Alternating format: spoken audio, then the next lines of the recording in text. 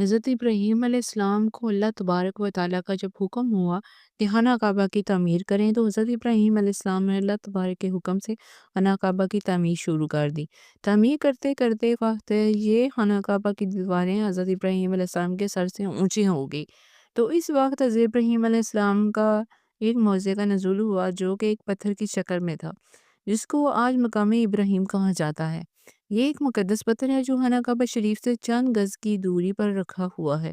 یہ وہی پتھر ہے جب حضرت ابراہیم علیہ السلام کعبہ کی تعمیر فرما رہے تھے، اور جب دیواریں سر سے اونچی ہو گئی تو اس پتھر پر کھڑے ہو کر آپ علیہ السلام نے کعبہ شریف کی دیواروں کی تعمیر مکمل فرمائی۔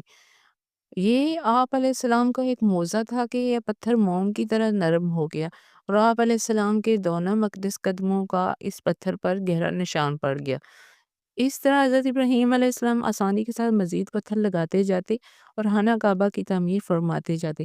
آپ علیہ السلام کے قدموں کے مبارک نشان کی بدولت اس پتھر کی فضیلت اور عظمت میں اس طرح چار چاند لگ گئے کہ اللہ تعالیٰ نے اپنی کتاب قرآن مجید میں 2 جگہ اس کی عظمت کا خطبہ ارشاد فرمایا، جس کا ترجمہ ہے، یعنی کعبہ میں خدا کی بہت سی روشن اور کھلی نشانیاں ہیں، اور ان نشانیوں میں سے ایک بڑی نشانی مقام ابراہیم ہے۔ جبکہ دوسری جگہ اس پتھر کی عظمت کا اعلان کرتے ہوئے فرمایا، اور ابراہیم کے کھڑے ہونے کی جگہ کو نماز کا مقام بناؤ۔ 4000 برس کے طویل زمانے سے اس بابرکت پتھر پر حضرت ابراہیم علیہ السلام کے مبارک قدموں کے نشان موجود ہیں۔ اس طویل مدت سے یہ پتھر کھلے آسمان کے نیچے زمین پر رکھا ہوا ہے۔ ان 4000 سالوں میں سے اس کئی برساتیں گزری، ہزاروں آندھیوں کے جھونکے اس سے ٹکرائے، لیکن کئی دفعہ حرم کعبہ میں پہاڑی ناولوں سے برسات میں سیلاب آیا، اور یہ مقدس پتھر سیلاب کے تیز دہاڑوں میں ڈوبا رہا۔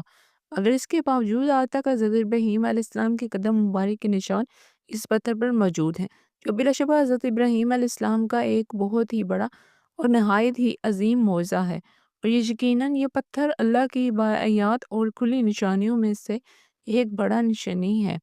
اس کی شان یہ ہے کہ عظیم الشان نشان ہر مسلمان کے لیے سب سے بڑی عبرت کا سامان ہے کہ اللہ تعالیٰ نے تمام مسلمانوں کو حکم دیا کہ تم لوگ میرے مقدس گھر خانہ کعبہ کی طواف کے بعد اس پتھر کے پاس 2 رکعت ادا کرو۔